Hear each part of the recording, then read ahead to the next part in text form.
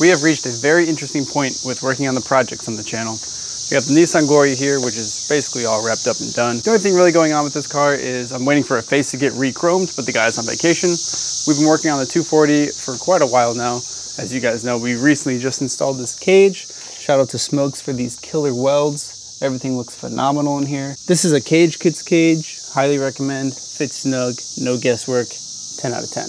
But honestly, the next step on this 240 build is pulling the engine. And the reason I need to pull the engine is because I want to start cleaning up the engine bay, start doing some body work in there, and getting it prepped for paint. The engine bay, that is. The exterior will come after I paint the engine bay and the interior. I like to build my cars from the inside out. But not only do I not have an engine hoist here, I also want to make sure I get this subframe completed for the 300ZX first. I don't have too much real estate left inside the garage, and just for now, this is where the subframe is living, just to keep it protected. I know it's a little bit strange to be protecting a subframe that's going to be probably scraped on the ground, but you know what? I want it to be as nice for as long as possible. But the reason I haven't been able to put this in the Z is because I'm waiting for bushings, these subframe bushings. I do have the diff bushings already, so that's not a problem. And surprisingly, it was a lot harder to find rear sway bar bushings, although I did finally get them in. These are 21 millimeter, which is the stock size, I guess. But when I ordered the Energy kit, it came with 26 mil. So hopefully the subframe refresh can be installed into the Z soon. Not many pieces left for that puzzle. And then we have the Integra. That's honestly, I'm not even gonna worry about taking this thing apart until I have my own shop. That's a whole project in itself. We got Fran's 240 out here. Honestly, this thing is pretty ready for paint. Just looking for a rear lip at this time. We're trying to find another G-Grow rear lip, which is the same lip that I have for this 240. And then we get down to the Z. Obviously we have the subframe that we're gonna do, but I've been collecting parts to turbo the KA. However, I'm still trying to figure out what intercooler I can fit in here and what style I want to mount it. So I'm hoping I'll have some time to meet up with Smokes and we can figure that out. The last few things we did to the Z were install a wiring specialties harness, a link ECU, and Part Shop Max drop knuckles. This thing is an absolute unit on track, at least while it's wet, because the KA is so slow. I can't wait to turbo this car. I'm sure you guys can't wait to see it. Still waiting on a few parts to come in for the turbo kit. I know I've been saying that for a while, and honestly, it's been so expensive. Way more expensive than I thought it would be. At this point, it'd be significantly cheaper to just throw an S15 SR in there. But you know what? I want it to be different and throw a KA from a junkyard into a Z. Plus, at the end of the day, the KA is just a big block SR. So while we are basically caught up on the project cars here, I know just a place we can find some more. Ah, yes, my brother Nate's house, where we can find many other projects to work on. So he has his EK hatch here that's boosted. Not sure what's next with this car. Got the 300ZX that we found last year. We found a whole bunch of mice in it, cleaned it out really nice. Now we're saving up for an engine. Tim's car, you guys know Tim. Got the EG hatch, currently in the process of a potential B swap. Oh, right there. Nice. And we got the Skyline. This thing's just sitting pretty in here. And then we got these two cars out here. I know you guys have probably seen these in the background of some videos. We've been doing a turbo swap on it. Still waiting on a few parts for that one. We left off with just yanking out the stock engine that was in it. It was blown. The oil pump gave out. But then we have this Pontiac Fiero. A lot of you have actually asked about this. It has kind of a wholesome story to it. This was my friend Dan's car. Dan has a huge influence for the way I think about working on cars. He taught me, I'm not gonna say everything I know, but he taught me how to just go about doing a project, just diving head first, struggling, working your way through it. Now I did also go to school at the same time, so I was able to learn like how to do it by the book, but Dan taught me how to do it DIY style. So it was great to be able to combine both of those thought processes into one. And I give Dan a lot of credit to the influence of how I work on cars. He definitely helped provide the mindset that I have today. But we actually did film one video together, me and Dan, before he moved. Long story short, he ended up moving away and he couldn't take his project car with him. Plus it's not running and driving. He was mid-swap, and this is a big swap. We wanted to put a B18 in the rear of this. As you guys know, Fieros are already rear engine cars, but he wanted to update the suspension as well.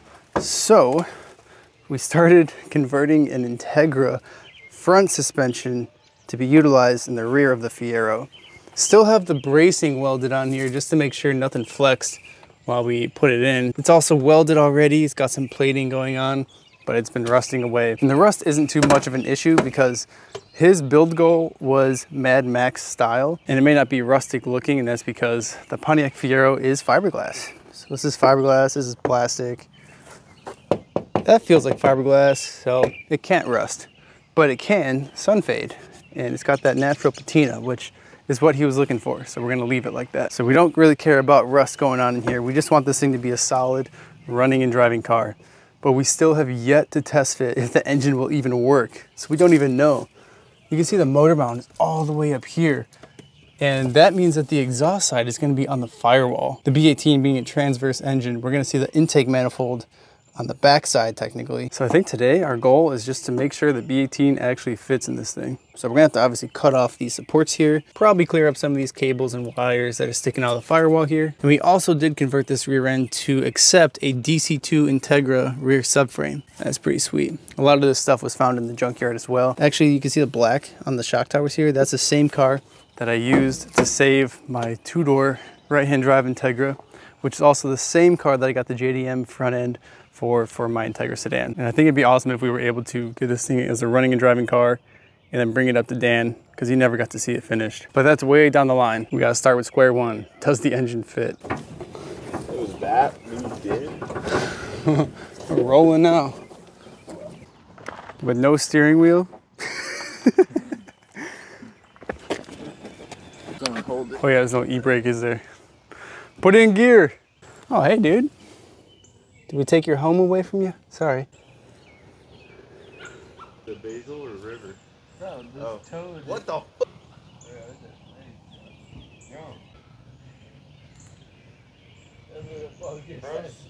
Gross fat is definitely, honestly, maybe. See a problem here, Lance? We got no engine. Is this gonna stay up or do I gotta hold You gotta hold it the whole time. The whole time. Oh, it just lifts up. It is screwed in a little bit. Get a broom real quick. Thanks, Lance.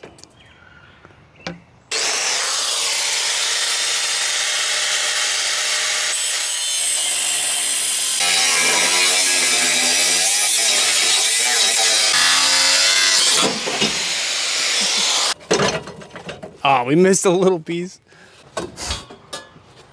Ta-da. Step 2, complete. All right, now we gotta find the engine and trans. A lot more room. It does look a lot more roomy. It's weird to think that the engine's gonna sit here and not here or here.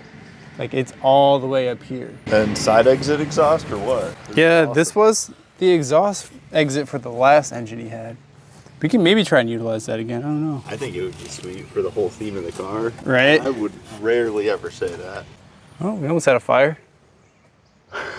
Wonder what that smells. Right? I'm like, something's smoking. Oh my god. These gotta go. I don't know where, but they gotta go. These heater core lines?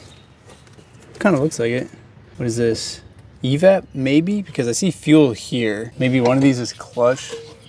Maybe this is clutch. Dude, I don't even know. That looks like a clutch. Yeah, it's clutch. This is a shift linkage, which we're gonna have to try and remake. That's not gonna work with the B series. It's gonna be quite the project. Almost everything is not going to work with the Yeah, so nothing's gonna work. Let's just delete it all. For real. And like all the cut harness stuff is just... Yeah, everything. that's kind of crazy. Such style. Now let's try and find an engine and transmission we can mate together to throw in there. I will say Dan did leave behind his built engine. He did build it in his basement, but instead of using a nice engine, we'll use a junk one like this B20 that came out of the Integra sedan. Pretty sure there's a window in the front. Yeah, check that one out. All right, let's go find a transmission next. Lift with your back, only your back. Oh. Yo, watch me ollie this. Quick nose manny out. Can we, dude, I want to send this down the street as fast as we can. Taking my trans for a walk. This is the best use for a penny board. Only reason to have one.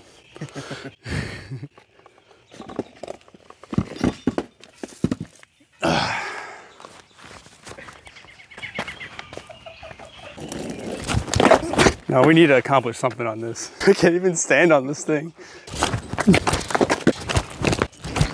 Oh! All right, well, we don't have an engine chain here, so we're using some junk seat belts we had from the junkyard.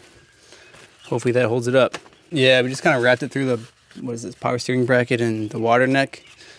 I mean, this engine's blown, so if it breaks, it doesn't matter. As long as it doesn't break the concrete, we're good. This engine's not that heavy. I thought it'd be way heavier.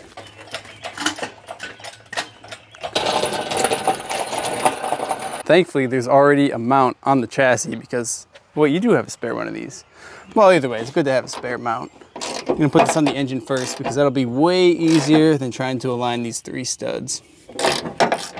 Dude, Thing's sick, isn't it? I love it.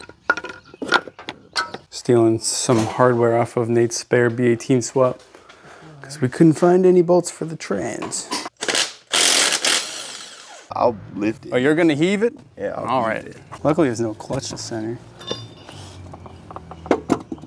Oh, this is hard with no dowel pin. Go up, left, a little more to the right. Up. That's good, that's good. 1 thread at a time. Okay, you should be good. You should be good. No way. Yeah. It started, that's all that matters. This will be a lot easier. We can probably just rotate the engine back and it'll line up. 2 bolts and she's done. That's a Honda. All right, but I don't think we need to put accessories on right now. We'll probably just make sure it fits as is. I mean, there's a window in the block. What do you mean put accessories on? Well, I'd like to test fit it, see if it even fits in there, you know? These are both Manuel, right? Man, well. One of these is for a Civic. That looks right. Hardware, that looks like the right one. Gloves in there on the table.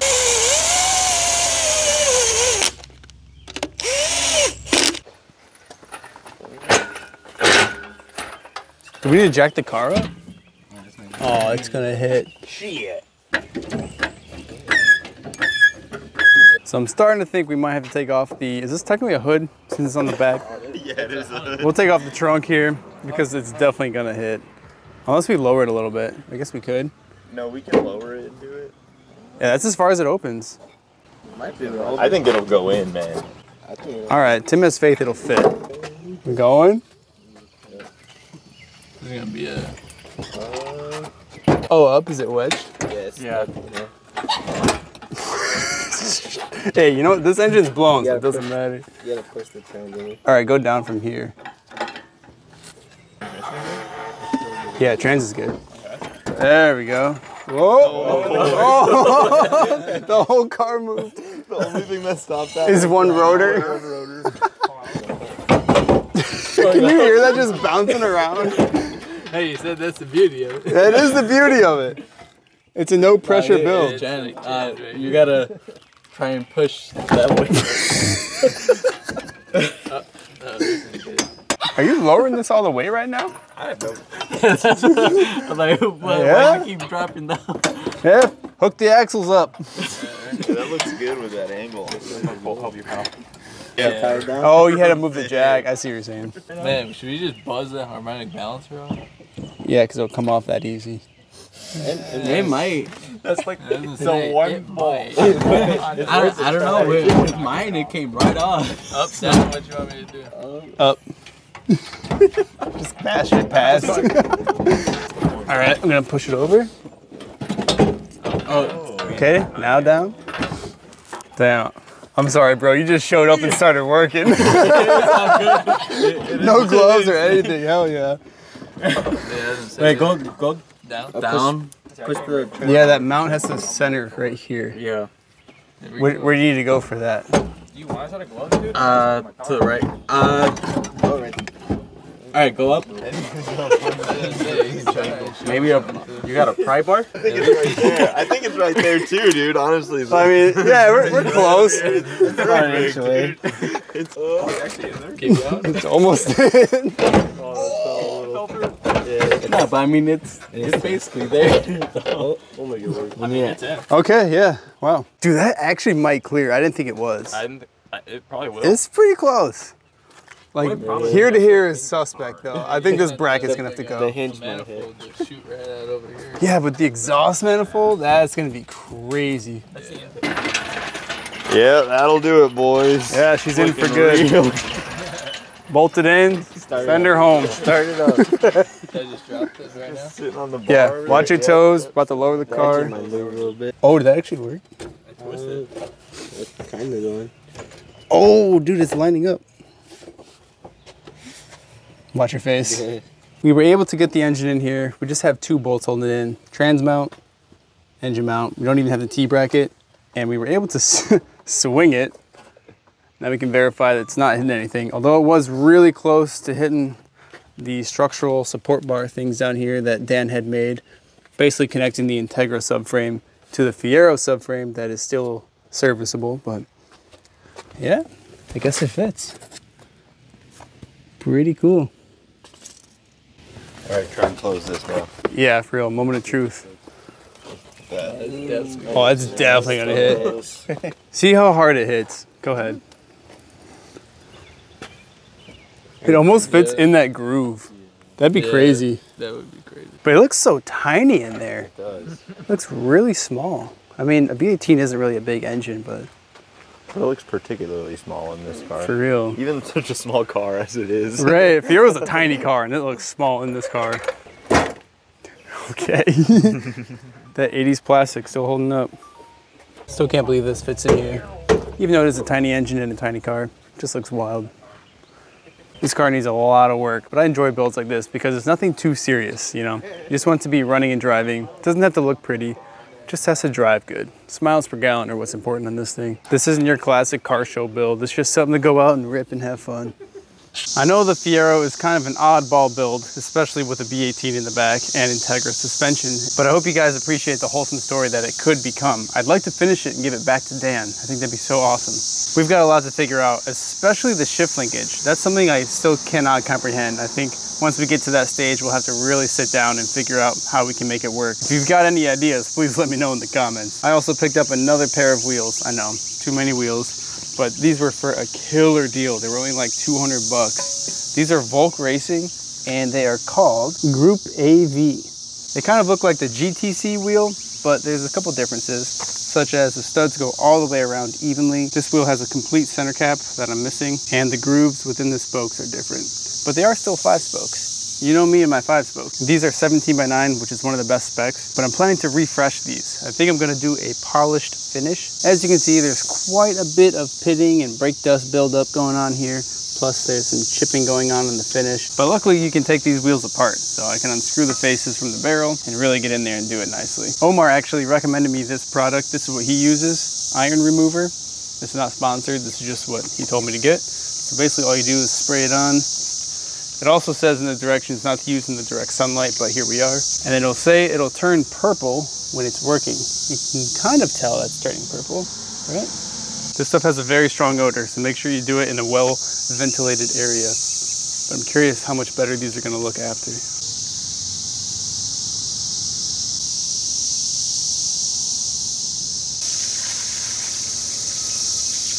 The initial rinse definitely helped, but I did spray a little bit more in there and you can see how well it's working.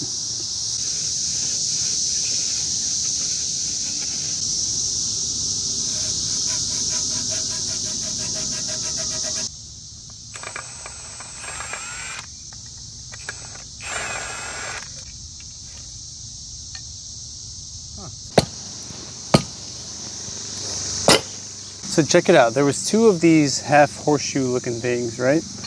And I think that's because from the factory they shaved each end down so it can fit through the barrel. You can kind of see here it looks like it's grinded down, but you can see the holes very clearly here. For example, it will not fit through the barrel like this. So their solution was to shave it down and then put those supports. That's pretty interesting. I did not know that was a thing. And then these just work as a centering piece, I guess. Additional bracing, I don't know. Have you guys seen something like this before? I guess these are technically 2-piece wheels because this barrel isn't even welded. It's just 1 piece. 1 singular lip.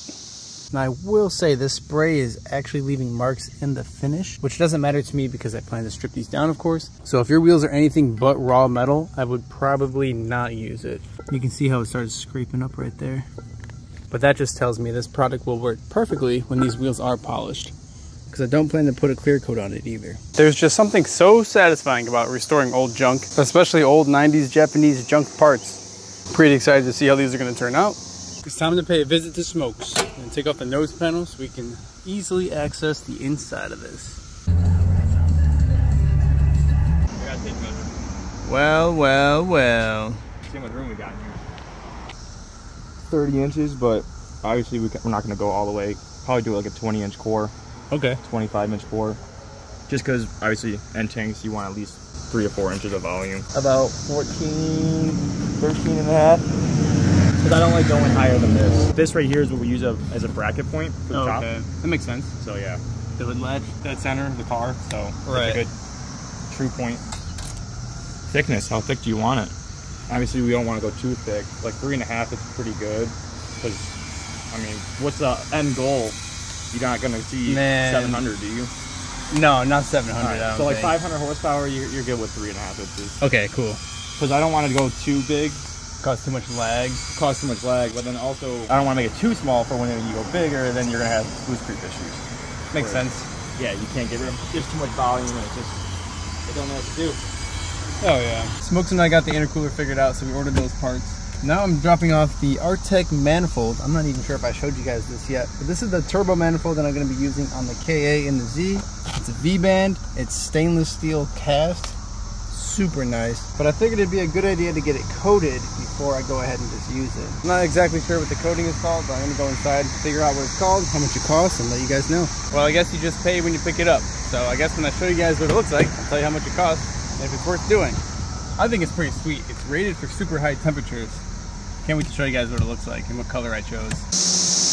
Alright guys, we stopped over at Hex Detail. What's up, Hector? Hector's gonna get the car right.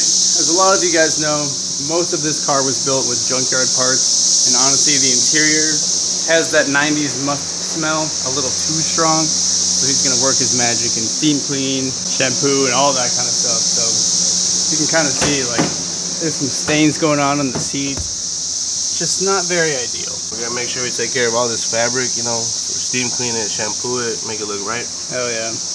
Yeah, it collects a lot of dust and whatnot, right? Yeah, like, you know, all the rubber seals right here. Make sure we steam clean, wash them up.